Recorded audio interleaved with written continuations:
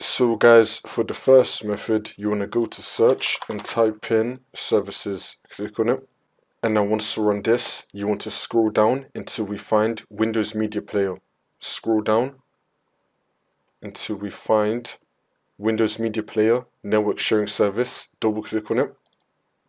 You want to make the startup type automatic and then click on start, which will then make the service status running, and then click on OK.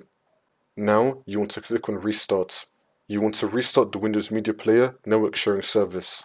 Once that's been done, see if that works. For the second method, you want to go to search and type in troubleshoot settings. Click on it.